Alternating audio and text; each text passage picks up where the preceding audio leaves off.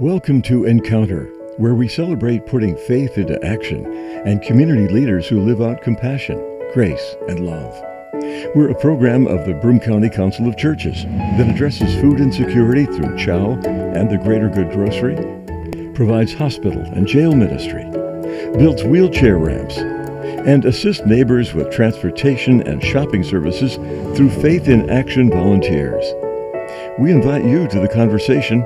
Encounter your neighbors as we learn to walk together in love and kindness.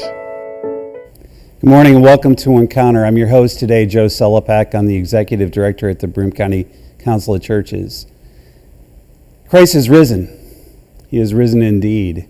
They will say that at church today, and they will concentrate their readings upon the Easter readings, either John or Luke. There'll be readings from 1 Corinthians, Psalm, and then an Old Testament reading on what it means to be part of the new creation. In all of those things, there is the issue of resurrection. It comes up, and I'd like to have on Encounter an Easter. We do an Easter segment on a pastor who's preaching on resurrection and on what it means inside of the life of the church.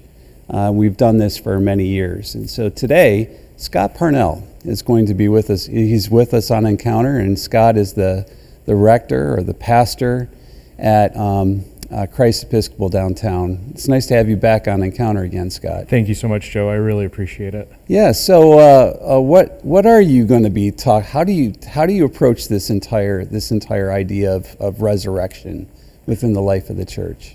I think, first of all, that it's a lot about getting into the understanding and the imagination of the people that would have witnessed this, that we're standing on a vantage point 2,000 years later, and we're interpreting the stories of the scriptures, the events of what happened through, in some ways, a postmodern lens. I mean, you think about, I've never seen somebody rise from the dead. You've never seen somebody rise from the dead, I assume, right? And so, right, we take this modern approach and say, well, maybe it didn't happen.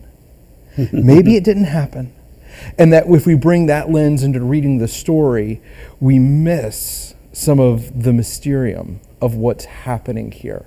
That it's not just a history book saying that this particular event happened on this particular day, but instead it's inviting the audience, right? The people that witnessed it, the people that were hearing the Gospels in that context, inviting them into a place and an imagination of what happens if this really did take place. And that's where I start. Well, and it's interesting that you start there, because if you start off from the modern perspective, you basically are left with nothing. If you start with the more conservative side of things, then all you're left with is trying to defend the fact that it happened. But the question ultimately that we have to wrestle with is the question that you brought up. What would change? What would be different if it did in fact happen? Absolutely. I think so. The word resurrection itself, it has a very specific meaning. Right. It's not talking about after you die, right? Your soul sort of like migrates off to heaven, right? That's not what it would have meant. And even in that case, it would have been less about heaven, and the popular imagination would have been about Hades, right? The river Styx, and people sort of crossing that river. And there's a dualism that's created that we read into it that wasn't really there. We can talk about bodies and how bodies, our physicality is going to get left behind, but our soul sort of migrates somewhere else. Right. That's inauthentic to what Jesus was talking about. Well, and it's very Greek in its understanding, right? Exactly. So it's not Hebraic. Right. It's not Hebraic. It's not about the body. There's a physicality to the. Yeah. Like when I think it's Paul is talking. We deliver to you what we have seen, what we have heard, what we have touched, what we have felt. You can't do that with a feathery soul. Yeah, a disembodied spirit. You Right. can't do that. Yeah. And in fact, I mean, there were words to describe that, right? Right. Peter, the gang, they knew what a ghost was. Right. And, right. Whether or not it was Everybody knows what a ghost is. Yeah, right? We've all seen Casper, Right. And that's, I mean, I think that's part of the post-resurrection stories and accounts is we hear this account of Jesus. He walks through a wall, he eats food, but the food doesn't pass through him. I mean, I remember watching the Casper cartoons as a kid, and I think it was an apple that he ate the apple, and you watched it pass through his body, and it didn't sit there. Right. But yet the post-resurrection account in John, and actually I think that's the one we're going to get to next week, Right. that he eats something and it stays in them. Right. And that it says that there's a physicality, a real physicality to this, that inevitably it marks a new creation, the beginning of a new creation. Right. And going into sort of the Hebraic thought about it, that back in this time there were sort of four general groups, mindsets, modes of interpreting what was going on in them, and they all make an appearance in the scriptures. And they ranged from the zealots, who were folks that were ready to like overthrow the empire.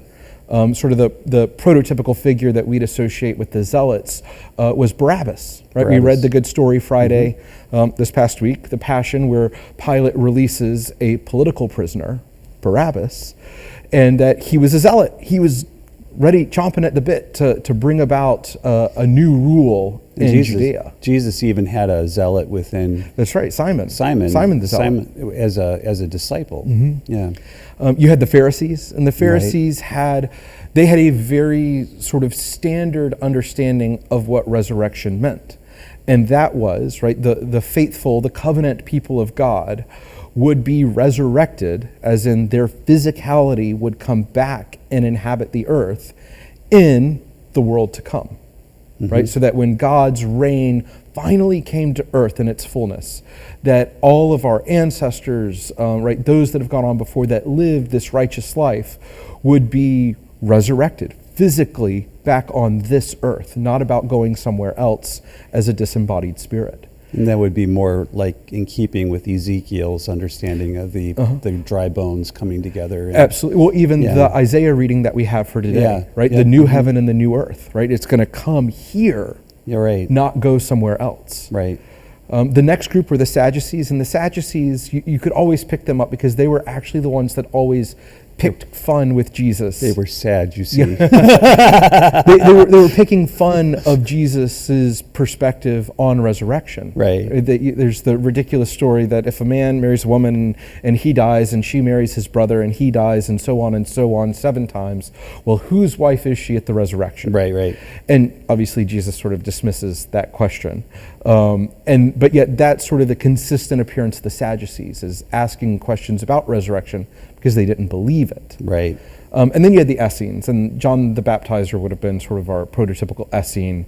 I would like to think of them as hippies. Right? Yeah. Peace, love, and wild honey. Locust and wild honey. Yeah, there you go. They were out doing their own thing. Right. And so this concept that the Pharisees taught about a moment in the future where God's reign inhabits the earth, so that we, the faithful, the righteous people of God, would be resurrected, right? And that's the exact word. It's not a resuscitation, right? That there's a transformed nature that comes in this, which is, I think, a lot of the biblical, the gospel accounts of a post-resurrected Jesus is all about looking at what does this body look like, right? Because it's a sign of what the new created world is going to be. Right. And I don't know, I find so much of this rooted in the story of creation in Genesis 2 and then ultimately in Genesis 3. That there's like the story, right? And again, I tend to move past whether or not this is attempting to give a factual documented history. Right. Because I think that there's probably a lot more in the story itself. Well, and it's an indication of how the story was actually told. Yeah. Too. So when it was meant to be a sandbox, right, that you could explore and put on ideas in. I think sort of we culturally are allergic to the word myth, from a postmodern perspective, because myth by definition means that it can't be true. Right. Right? It's this sort of made up fairy tale. But in reality, I think it's a true myth in that it explores a concept of what God's created order is. And that you have this image of Eden, of a garden planted in Eden, where we find communion with God. And that seems to be the point of the whole story, is how do we return to that moment? And that the story is ambiguous, right? It's not ambiguous in terms of what happened, but it's ambiguous in terms of what does it mean to be in the presence of God, right? That God would walk with them at the cool of the day. That when the woman reached out and saw the fruit of the tree of the knowledge of good and evil, that she saw that it was good for food, that it was appealing to the eye, and it was fit to make one wise, right? At some level, those are all very good things. But that when it inverts the natural order of what's meant to be, then it becomes disorderly, right? It's pursuing wisdom in our own way. And right, the whole biblical story seems to be people trying to pursue God in their own way. And flipping the entire ordo of creation on its head. Yes. So humanity becomes the pinnacle of the created order, and with God becomes a fixture of our own making. And I think that's why it's so important. In the Episcopal tradition, one of our sort of primary fundamental beliefs about what it means to live into the Christian life is to preserve the dignity of every human being. Right. And that's because we root this in this story of creation, that every human being is a divine image bearer. So what do you make of this question? So when the fall happens, so you have Eve, so creation itself, the integrity of it was such that we couldn't remain in the state of innocence without and I get it. I mean, Irenaeus is would be one of the early church fathers who we would kind of go to talk about this idea of how what happens, whether this was planned from the beginning or if this was just something that happened because humanity has free will and it could happen. Well, I think this is why it's so important, or why I'm comfortable placing it in the realm of myth. Right. Because if it's simply recording a factual history of what happened, then there's the inevitable question of, well, why did God put the tree there in the first place? Right. Right. And at some level, it's inauthentic to human experience. Right. We always have two choices. And we are always going to opt at some point within our life. We are going to opt to eating the apple. It's not. It happens. To say it's just not going to be there is unrealistic. It's not part of the true human experience. Right. And so to place this story out of a history book and into a sandbox says, okay, what happens? Because the man and the woman, after they eat from the tree of the knowledge of good and evil, they realize they were naked, so they make leaves, or they make clothing out of fig leaves, and then it says they go and hide in the midst of the trees of the garden, which the Hebrew there is ambiguous because it sounds as though he's hiding amidst the tree of life, not the tree of the knowledge of good and evil. Right. And that God then sort of proceeds to sort of say, there are repercussions to this action. And he lists in Genesis 3 all the things that are going to happen. Right. But at the end of it, when God says, okay, you are no longer able to be in this holy place because of what has been done, that God provides clothing from them, which interestingly enough implies there's sacrifice that occurs. Right. A life of an animal is given so that they can be clothed. In this, when they come and they sort of are looking back to Eden, what they see is two angels and a flaming torch sitting at the entry point. And it says, this is the thing that prohibits you from coming back in. And that the rest of the scriptures seem to be about how do we get back. And it's interesting then that the gospel story within that we would follow from Maundy Thursday through Easter is centered on that garden. Yes. So, what do you make of that? I think that the gospel authors, and not even just Luke or John that we'll hear this Sunday, but all of them are pointing at the fulfillment of the redemption of this story. That the garden becomes this meta-narrative that goes over the whole scriptural account, where, I mean, you think about it. So he is laid in a tomb in a garden. Right. There he is encountered, and depending on which gospel narrative you read, who are some of the people that the disciples meet? Oh, it's a gardener. Yeah. Right? Isn't that interesting that the person that Jesus appears as is a gardener? Mm-hmm. Or perhaps in Luke's account, for instance, it's two men in dazzling clothes that stand at the entrance to the tomb. Two men, right? Yeah. The same as the two angels standing at the entrance to the Garden of Eden.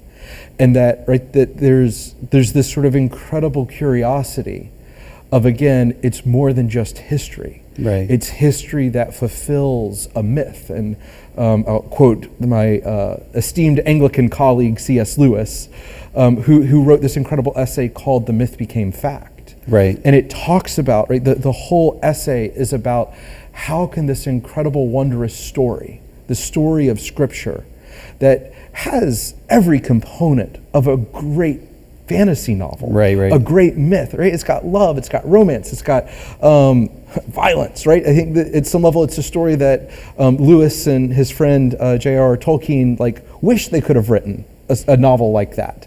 But here we sort of get this whole story, and he says, and the incredible thing is that this story, it actually happened. Right. It became fact. The Word became flesh. Exactly. So it's interesting. My guest today is Scott Parnell. He is the pastor at Christ Episcopal Church downtown Binghamton, and we're talking about the resurrection and what it means and how it fits within the life of the church, and in particular how right now where we're at is talking about myth and how it often gets misconstrued from people. And one of my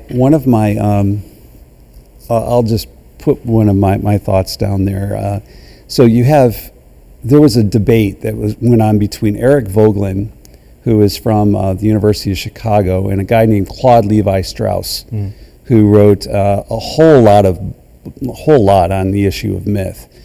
And the thing that they were rebelling against and that they were debating a lot was this concept of Gnosticism. Mm-hmm. So you have, in Gnosticism, you have myth being construed instead of it being, something that is rooted within human existence. It's more elevated outside of human existence. The further you get away from the flesh, the elevations of various things, the more holy you become. Mm-hmm. So the purpose of humanity is to kind of leave the body, and become nothing but spirit. For Vogelin, he would say he basically looked at that whole issue and he said, well, that's what we do when we sell things. That's what we do when we buy a political rhetoric. It's what we do when we buy X, Y, and Z, is that we try to make it be a fact or a truth that's bigger than what we're constructing. And so he said that Gnosticism is what we're rebelling against, and what we need to remind ourselves of is the fact that we are bodies, we are men. Mm-hmm. There are things that we have to remember that are fact and that aren't necessarily myth. So how do you construct that within your thinking? Well, I think that there's a temptation I think sort of the Christianity in America that is sort of grown out of a modern, postmodern, post-postmodern approach, if you will, is that the only way that we can respond to these supernatural, miraculous things occurring in Scripture is to sort of do a wholehearted, I believe it as historical fact, period, check, that's it. And if that's as far as we go, we miss the actual meaning behind it. Right. And I think, presenting two sides of this, an understanding of Jesus's death and resurrection is solely so that when I die, I can go be in heaven. That actually teeters on Gnosticism, as you're describing it, because it's all about my spirit and soul floating up into the air somewhere to go be with Jesus. And that's just not what it was about. And I think if we look back to last Sunday with Palm Sunday, we see that. Right. The people lining the streets, screaming Hosanna to the Son of David. This was a political revolution and protest. And that it was saying that here's this innate natural order that is not good, right? That when you have the Romans, right, the exemplar of the Romans, but I think it could be any place in time, that when you use terror, when you use bullying, when you use blackmail, right, that it is antithetical to Jesus's way of being. Right. And so here you have the people lining the streets saying, we want something different. And I think it really goes back to even the beginning of Luke's gospel, where Jesus goes into the synagogue. Right? So let me back up my story a little bit here. And that is, so Jesus is baptized and he goes into the wilderness. And in the wilderness, he engages the Satan 3 times with 3 temptations that curiously line up with the 3 temptations of Eve. Right? That Eve saw that the tree of the knowledge of good and evil was good for food. What was the first temptation in the wilderness? Turn these stones into bread. Right? They line up. And so he gets out of the wilderness, he goes into the synagogue, and he scrolling through, if you can imagine that, the prophet Isaiah, and he says, the Spirit of the Lord is upon me. I'm here to proclaim sight to the blind, release to the captive. I'm here to proclaim the year of the Lord's favor. And that phrase, year of the Lord's favor, meant something very particular. And it was rooted in the Levitical understanding of Jubilee. Right. Which is every 50th year, there was this massive reset of the social order. Debts were forgiven, people were released from their bondages, and it created a new way of being. And so when Jesus in Luke's gospel stands up and say, I'm the one declaring that this is the time, it takes this sort of eternal thing and he brings it into a very definite moment. And so when the crowd is lining the streets on Palm Sunday, they're saying, we want this now. Right? I mean, can you imagine the idea of your mortgage? Some of you writing you a letter saying, hey, your mortgage debt has been forgiven. Or moreover, your medical debt has been forgiven. Right? These unforeseen things that people happen that can truly put you in bondage to a system. And they're very, very much attached to real things that impact real people. We live in a capitalistic system that is driven by money. Right. And I mean, that you can hear the critique of Big Pharma. You can hear the critique of all of these things that ultimately it's not of God. Right. And I think it gives credence to when Jesus sort of says you cannot serve both God and mammon. Ultimately, what Jesus is acknowledging is that the first thing that people will put in place of God is money. Is money. Because it controls everything that we do. Mm-hmm. And that he invites us to a different place. And so when we get to resurrection, when we get to Easter Sunday, and we see this resurrected body, we see the continued linking of heaven and earth in a temporal way. But moreover, we see what a new creation looks like, the qualities of it, and that resurrection, as Paul writes in Romans, is the first fruits. Right. It is the sign of what is to come. And I know that, that for me, for my tradition, we try to live into that. That part of our Christian vocation in life is, how do I conduct myself as an individual in good moral living? But there's an added dimension, which is systemically, how do I live? How do I work to subvert a system that is antithetical to the gospel? And it really is. I mean, when you start to take that analogy and you start looking at where people really are in their life, you have, people require, there are different types of medicine that they need to live. There are different medical procedures that they need in order to live. There are so like thinking about what you were just saying. I mean, there are people that are watching this show that realize that without insulin, their body is going to they're going to die. Yeah. And yet they need that insulin in order to live, but the big pharma or whoever can charge whatever they want in order to make that happen, and you will have to pay it. Yeah. So then that can lead to increased debt, obligation. Person feels like they're trapped in this system. Well, and so that's so that Jesus as this first fruits of the world to come indicates that world is coming, and that the Christian vocation, in my understanding, is to live in that world, not the world that we're currently in, not living in some spiritual disembodied future, but welcoming the kingdom of heaven to earth. I mean, we pray that every Sunday, thy kingdom come, thy will be done. Exactly. Right? We're talking about a tangible thing.